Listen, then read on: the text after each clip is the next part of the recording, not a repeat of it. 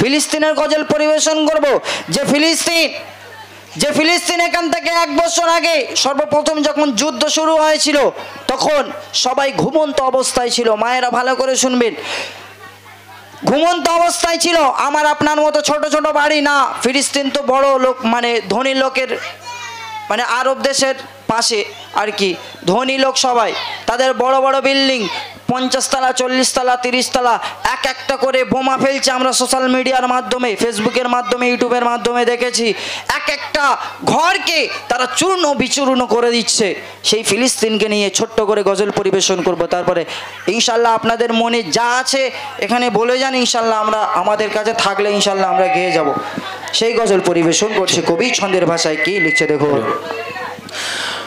মুসলিম জাগো এবার, hello hello hello, এই সাউন্ডটা রাখো, এই সাউন্ডটা রাখো, ঠিক আছে? এই সাউন্ড হাতে মনে থাকবে, ঠিক আছে?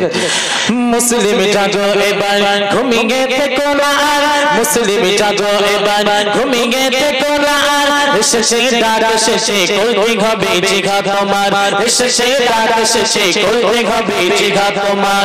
মুসলিম জাগো এবার, ঘুমিয়ে থেকো না আর, মুসলিম জাগো এবার, ঘুমিয়ে থেকো না আর, শেষে ডাক শেষে করতে হবে জিহাদ তোমার, শেষে ডাক শেষে করতে হবে জিহাদ তোমার। মুসলিম জাগো এবার, মুসলিম জাগো এবার, মুসলিম জাগো এবার, ঘুমিয়ে থেকো না আর, মুসলিম জাগো এবার, ঘুমিয়ে থেকো না আর, শেষে ডাক শেষে করতে হবে জিহাদ তোমার, শেষে ডাক শেষে করতে হবে জিহাদ তোমার। মুসলিম জাগো এবার। এই তাকবীর দিয়ে আমাদের ইসলামটাকে বাঁচাতে হবে। এই তাকবীরের ধ্বনি যদি না আমরা দিই, বেদিনেরা কেউ ভয় পাবে না। কেননা এই তাকবীরের এমন একটা আওয়াজ, কিছুদিন আগে, মানে কিছু বছর আগে আমরা, আপনি শুনেছি যে মুস্কান নাম বলে একটা কর্ণাটকের একটা মেয়ে, সে কি করলো, ইহুদিরা তার চারদিকে ঘিরে যখন জয় শ্রীরাম বলছিল, সেই মহিলা কাউকে না ভয় করে, আল্লাহ পাককে ভয় করে সে সেই তাকবীর দিয়েছিল, নারায়ে তাকবীর, আল্লাহু আকবার। এই ধ্বনিতে কিন্তু তারা সেদিন পিছিয়ে গিয়েছিল। আর আমি আপনি কি, তাই কবি লিখছে দেখো। তাকবীর ধ্বনি তুলে যাও গিয়ে ফিলিস্তিন, তলোয়ার নিয়ে ঘাটে জীবন দিতে কিন মনে, তাকবীর ধ্বনি তুলে যাও গিয়ে ফিলিস্তিন, তলোয়ার নিয়ে ঘাটে জীবন দিতে কিন মনে। বেঈমান করতে পাকে মনোবল করো হাসিল, বেঈমান করতে পাকে মনোবল করো হাসিল। কিভাবে মেনে নেব বেঈমানদের এই অনাচার, কিভাবে মেনে নেব বেঈমানদের এই অনাচার। মুসলিম জাগো এবার, ঘুমিয়ে থেকো না আর, মুসলিম জাগো এবার, ঘুমিয়ে থেকো না আর, শেষে ডাক শেষে করতে হবে জিহাদ তোমার, শেষে ডাক শেষে করতে হবে জিহাদ তোমার।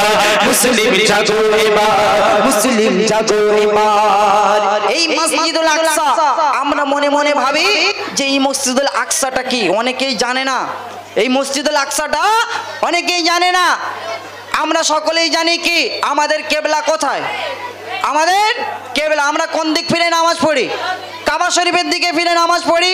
কিন্তু এই কাবা শরীফ নির্মাণ হওয়ার আগে এই মসজিদুল আকসাতে আমরা সকলেই মসজিদুল আকসার দিকে আমরা নামাজ আদায় করতাম। এই মসজিদুল আকসাকে বানানোর জন্য জিনেরা, আমরা তো মানুষ, জিনেরা সমুদ্র তলা থেকে এক একটা পাথর তুলে এই মসজিদুল আকসাকে বানিয়েছে। আর এই মসজিদুল আকসাকে ধ্বংস করার জন্য ষড়যন্ত্র চালাচ্ছে। কবি লিখছে দেখো।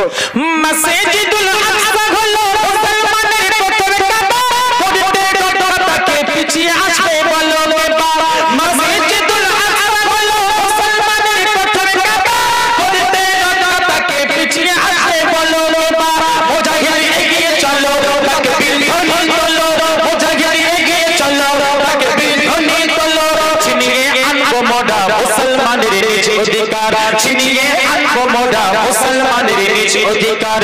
মুসলিম জাগো এবার, ঘুমিয়ে থেকো না আর, মুসলিম জাগো এবার, ঘুমিয়ে থেকো না আর, শেষে ডাক শেষে করতে হবে জিহাদ তোমার, শেষে ডাক শেষে করতে হবে জিহাদ তোমার। মুসলিম জাগো এবার, মুসলিম জাগো এবার। এই গাজা ফিলিস্তিনের একটা মানে আমাদের যেরকম ভারতবর্ষে আমরা বাস করি, কিন্তু আমাদের একটা জেলা আছে দক্ষিণ 24 পরগনা, উত্তর 24 পরগনা। সেই গাজাতে সর্বপ্রথম যখন বোমা মারলো, মানুষ তখন কিন্তু ঘুমের মাধ্যমে ছিল। যখন রাত 12টার সময় এক একটা করে এক একটা বাড়িতে যখন বোমা মারছে, সেই সব মানুষরা তখন কি হয়েছিল কবি লিখছে দেখুন। গাজাতে পড়ছে বোমা, ঠিক ঠিক ঠিক, গাজাতে পড়ছে বোমা, মরছে মানুষ লাখে লাখে, এ কেমন ধ্বংসলীলা শেষ করে দাও সামান্যটাকে। গাজাতে পড়ছে বোমা, মরছে মানুষ লাখে লাখে, এ কেমন ধ্বংসলীলা শেষ করে দাও সামান্যটাকে। এ দিনে নেই বাচ্চারা সহ্য করবো না আর, এ দিনে নেই বাচ্চারা সহ্য করবো না আর। দিতে ভাই জীবনে দেব পিছিয়ে মোড়া থাকবো না আর, দিতে ভাই জীবনে দেব পিছিয়ে মোড়া থাকবো না আর। মুসলিম জাগো এবার ঘুমিয়ে থেকো না আর, মুসলিম জাগো এবার ঘুমিয়ে থেকো না আর। এসেছে তার এসেছে করতে হবে জিহাদ তোমার, এসেছে তার এসেছে করতে হবে জিহাদ তোমার। মুসলিম জাগো এবার, মুসলিম জাগো এবার। কিছুদিন আগে সোশ্যাল মিডিয়ায় দেখছিলাম এই গাজা শেষ করে দিয়েছে তারা, এমন একটা বোমা ফেলেছে। আজকের যদি আমি আপনি ঘুমের মাধ্যমে থাকি আর ইহুদিরা যদি আমাদের মুসলমানদের উপরে ষড়যন্ত্র চালায়, যেমন আজকের ওয়াকাফ বিল পাস করেছে, এই পাস করার কারণে আমি দেখছি আমার গ্রামবাসী সবাই চুপ করে আছে। এই বিলটা যখন পাস করবে আমরা কোথায় যাব? আমাদের মসজিদটা তারা দখলের মধ্যে নেবে, কবরস্থানটা দখলের মধ্যে নেবে, আর মসজিদ মাদ্রাসাগুলো তারা দখলের মধ্যে নেবে। এই মসজিদ মাদ্রাসাগুলো ভেঙে তারা কি করবে? যাওয়ার রাস্তা বানাবে। তাদের আয়ত্তে যখন সব কিছু চলে আসবে, আমরা কোথায় যাব? কিয়ামত